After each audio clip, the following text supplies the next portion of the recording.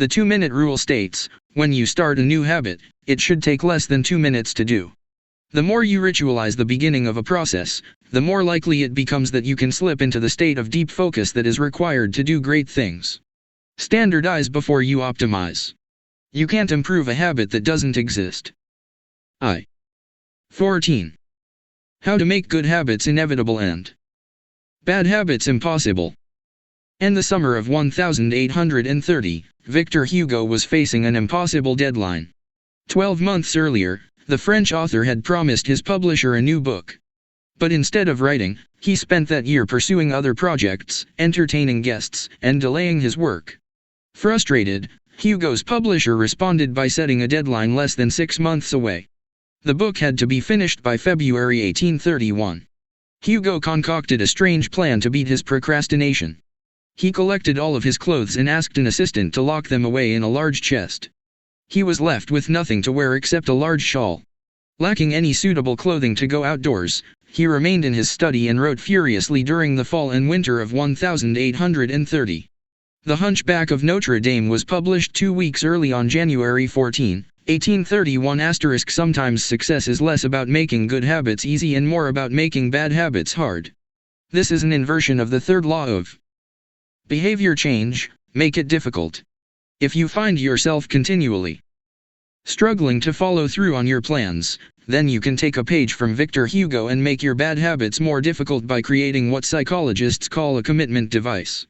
A commitment device is a choice you make in the present that controls your actions in the future. It is a way to lock in future behavior, bind you to good habits, and restrict you from bad ones. When Victor Hugo shut his clothes away so he could focus on writing, he was creating a commitment device *. There are many ways to create a commitment device. You can reduce overeating by purchasing food in individual packages rather than in bulk size. You can voluntarily ask to be added to the banned list at casinos and online poker sites to prevent future gambling sprees. I've even heard of athletes who have to make weight for a competition choosing to leave their wallets at home during the week before weigh-in so they won't be tempted to buy fast food. As another example, my friend and fellow habits expert Nir Eyal purchased an outlet timer, which is an adapter that he plugged in between his internet router and the power outlet. At 10 p.m. each night, the outlet timer cuts off the power to the router. When the internet goes off, everyone knows it is time to go to bed. Commitment devices are useful because they enable you to take advantage of good intentions before you can fall victim to temptation. Whenever I'm looking to cut calories, for example, I will ask the waiter to split my meal and box half of it to go before the meal is served. If I waited until the meal came out and told myself, I'll just eat half, it would never work. The key is to change the task such that it requires more work to get out of the good habit than to get started on it. If you're feeling motivated to get in shape, schedule a yoga session and pay ahead of time. If you're excited about the business you want to start, email an entrepreneur you respect and set up a consulting call. When the time comes to act, the only way to bail is to cancel the meeting, which requires effort and may cost money. Commitment devices increase the odds that you'll do the right thing in the future by making bad habits difficult in the present. However, we can do even better. We can make good habits inevitable and bad habits impossible. How to automate a habit and never think about it again. John Henry Patterson was born in Dayton, Ohio, in 1844. He spent his childhood doing chores on the family farm and working shifts at his father's sawmill. After attending college at Dartmouth, Patterson returned to Ohio and opened a small supply store for coal miners. It seemed like a good opportunity. The store faced little competition and enjoyed a steady stream of customers, but still struggled to make money. That was when Patterson discovered his employees were stealing from him. In the mid-1800s, employee theft was a common problem. Receipts were kept in an open drawer and could easily be altered or discarded. There were no video cameras to review behavior and no software to track transactions. Unless you were willing to hover over your employees every minute of the day, or to manage all transactions yourself, it was difficult to prevent theft. As Patterson mulled over his predicament, he came across an advertisement for a new invention called Ritty's Incorruptible Cashier. Designed by fellow Dayton resident James Ritty, it was the first cash register. The machine automatically locked the cash and receipts inside after each transaction. Patterson bought two for $50 each. Employee theft at his store vanished overnight. In the next 6 months, Patterson's business went from losing money to making $5,000 in profit, the equivalent of more than $100,000 today. Patterson was so impressed with the machine that he changed businesses. He bought the rights to Ritty's invention and opened the National Cash Register Company. 10 years later, National Cash Register had over 1,000 employees and was on its way to becoming one of the most successful businesses of its time. The best way to break a bad habit is to make it impractical to do. Increase the friction until you don't even have the option to act. The brilliance of the cash register was that it automated ethical behavior by making stealing practically impossible. Rather than trying to change the employees, it made the preferred behavior automatic. Some actions like installing a cash register pay off again and again. These one-time choices require a little bit of effort up front but create increasing value over time. I'm fascinated by the idea that a single choice can deliver returns again and again, and I surveyed my readers on their favorite one-time actions that lead to better long-term habits. The table on the following page shares some of the most popular answers. I'd wager that if the average person were to simply do half of the one-time actions on this list, even if they didn't give another thought to their habits, most would find themselves living a better life a year from now. These one-time actions are a straightforward way to employ the third law of behavior change. They make it easier to sleep well, eat healthy, be productive, save money, and generally live better. One-time actions that lock in good habits. Nutrition: buy a water filter to clean your drinking water. Use smaller plates to reduce caloric intake. Sleep: buy a good mattress. Get blackout curtains. Remove your television from your bedroom.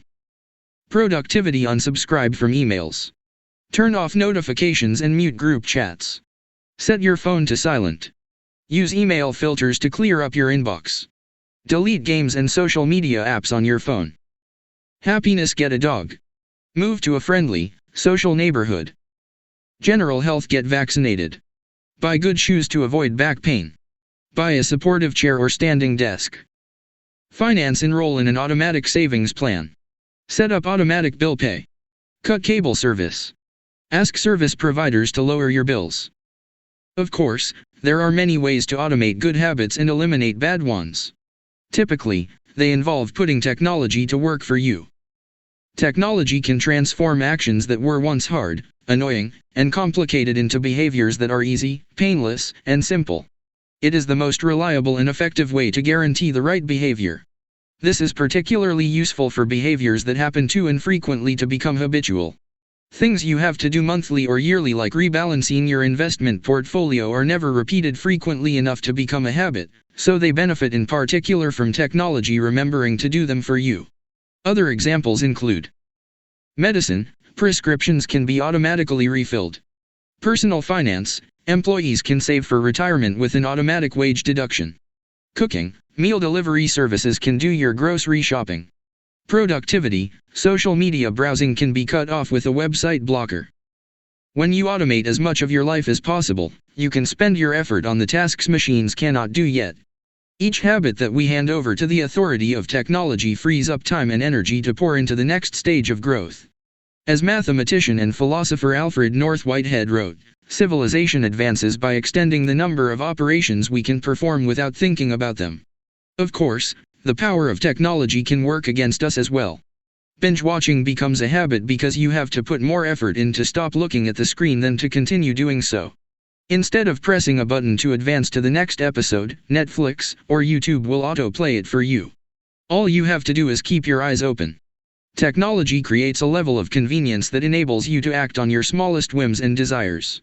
At the mere suggestion of hunger, you can have food delivered to your door. At the slightest hint of boredom, you can get lost in the vast expanse of social media. When the effort required to act on your desires becomes effectively zero, you can find yourself slipping into whatever impulse arises at the moment. The downside of automation is that we can find ourselves jumping from easy task to easy task without making time for more difficult, but ultimately more rewarding, work. I often find myself gravitating toward social media during any downtime. If I feel bored for just a fraction of a second, I reach for my phone. It's easy to write off these minor distractions as just taking a break, but over time they can accumulate into a serious issue. The constant tug of just one more minute can prevent me from doing anything of consequence. I'm not the only one. The average person spends over 2 hours per day on social media. What could you do with an extra 600 hours per year? During the year I was writing this book, I experimented with a new time management strategy. Every Monday, my assistant would reset the passwords on all my social media accounts, which logged me out on each device. All week I worked without distraction. On Friday, she would send me the new passwords. I had the entire weekend to enjoy what social media had to offer until Monday morning when she would do it again. If you don't have an assistant, team up with a friend or family member and reset each other's passwords each week.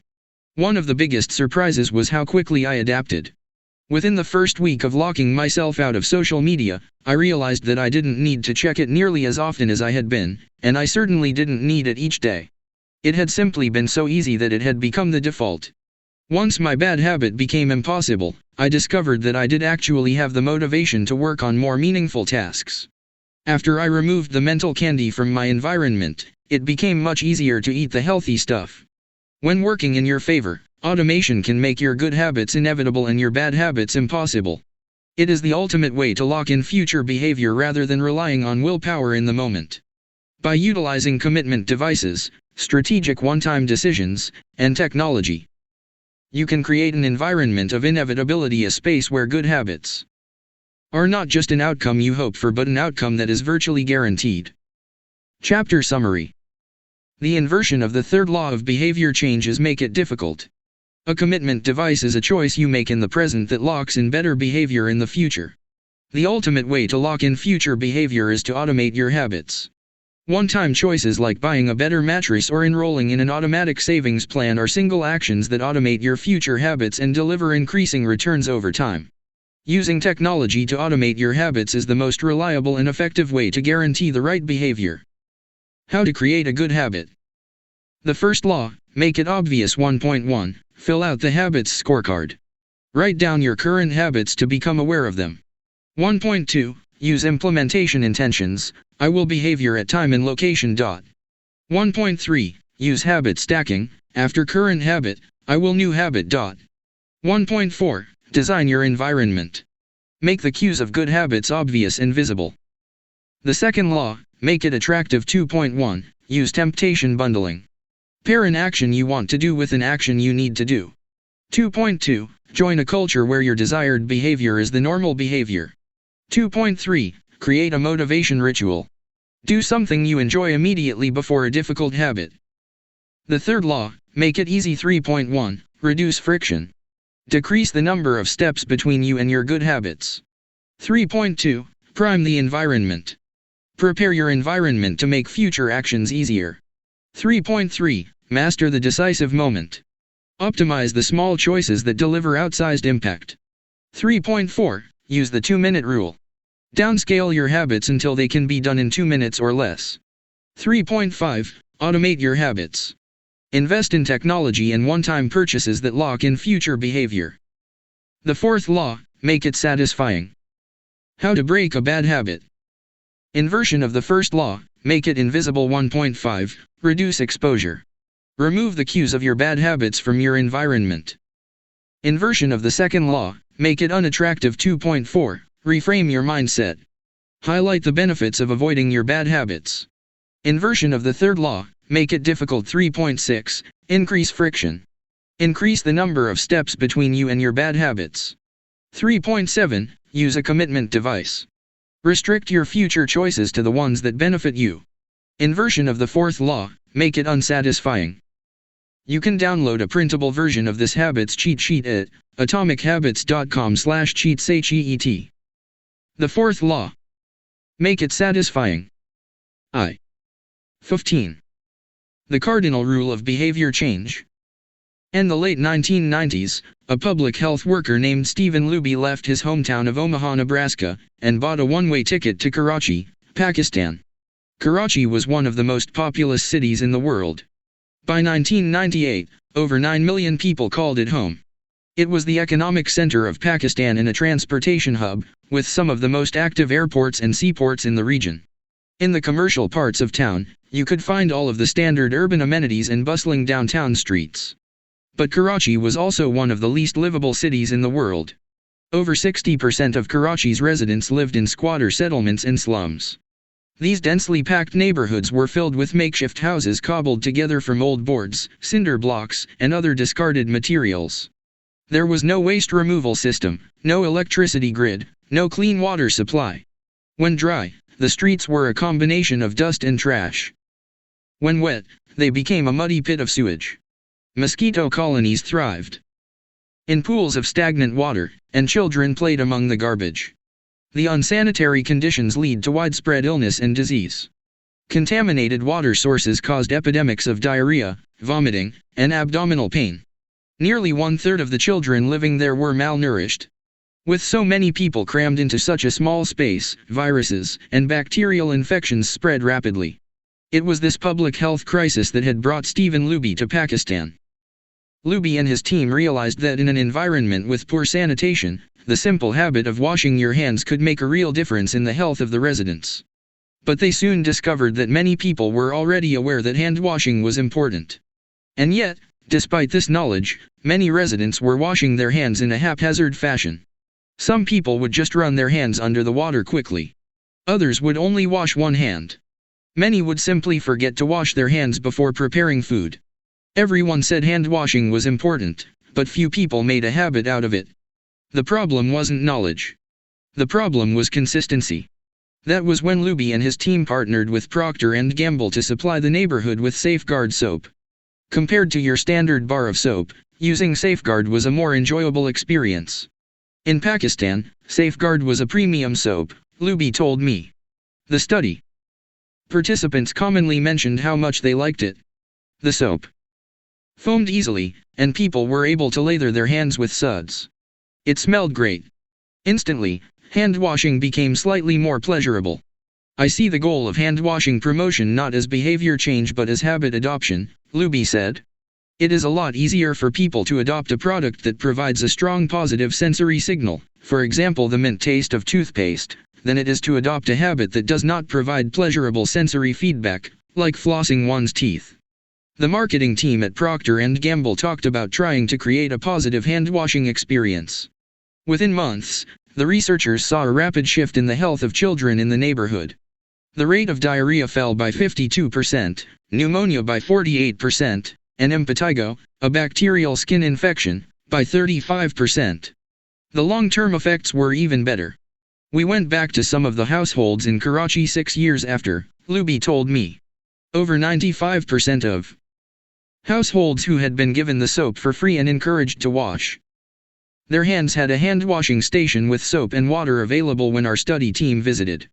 We had not given any soap to the intervention group for over 5 years, but during the trial they had become so habituated to wash their hands, that they had maintained the practice. It was a powerful example of the fourth and final law of behavior change, make it satisfying. We are more likely to repeat a behavior when the experience is satisfying. This is entirely logical. Feelings of pleasure, even minor ones like washing your hands with soap that smells nice and lathers well, are signals that tell the brain, this feels good. Do this again, next time. Pleasure teaches your brain that a behavior is worth remembering and repeating. Take the story of chewing gum. Chewing gum had been sold commercially throughout the 1800s, but it wasn't until Wrigley launched in 1891 that it became a worldwide habit. Early versions were made from relatively bland resins, chewy, but not tasty. Wrigley revolutionized the industry by adding flavors like spearmint and juicy fruit, which made the product flavorful and fun to use. Then they went a step further and began pushing chewing gum as a pathway to a clean mouth. Advertisements told readers to refresh your taste. Tasty flavors and the feeling of a fresh mouth provided little bits of immediate reinforcement and made the product satisfying to use. Consumption skyrocketed, and Wrigley became the largest chewing gum company in the world. Toothpaste had a similar trajectory. Manufacturers enjoyed great success when they added flavors like spearmint, peppermint, and cinnamon to their products. These flavors don't improve the effectiveness of toothpaste. They simply create a clean mouthfeel and make the experience of brushing your teeth more pleasurable. My wife actually stopped using Sensodyne because she didn't like the aftertaste. She switched to a brand with a stronger mint flavor, which proved to be more satisfying. Conversely, if an experience is not satisfying, we have little reason to repeat it. In my research, I came across the story of a woman who had a narcissistic relative who drove her nuts. In an attempt to spend less time with this egomaniac, she acted as dull and as boring as possible whenever he was around. Within a few encounters, he started avoiding her because he found her so uninteresting. Stories like these are evidence of the cardinal rule of behavior change. What is rewarded is repeated. What is punished is avoided. You learn what to do in the future based on what you were rewarded for doing, or punished for doing, in the past. Positive emotions cultivate habits. Negative emotions destroy them. The first three laws of behavior change: make it obvious, make it attractive, and make it easy increase the odds that a behavior will be performed this time. The fourth law of behavior change: make it satisfying, increases the odds that a behavior will be repeated next time. It completes the habit loop. But there is a trick. We are not looking for just any type of satisfaction. We are looking for immediate satisfaction. The mismatch between immediate and delayed rewards. Imagine you're an animal roaming the plains of Africa, a giraffe or an elephant or a lion. On any given day, most of your decisions have an immediate impact. You are always thinking about what to eat or where to sleep or how to avoid a predator. You are constantly focused on the present or the very near future. You live in what scientists call an immediate return environment because your actions instantly deliver clear and immediate outcomes. Now switch back to your human self. In modern society, many of the choices you make today will not benefit you immediately. If you do a good job at work, you'll get a paycheck in a few weeks. If you exercise today, perhaps you won't be overweight next year. If you save money now, maybe you'll have enough for retirement decades from now. You live in what scientists call a delayed return environment because you can work for years before your actions deliver the intended payoff. The human brain did not evolve for life in a delayed return environment. The earliest remains of modern humans, known as Homo sapiens sapiens, are approximately 200,000 years old. These were the first humans to have a brain relatively simple.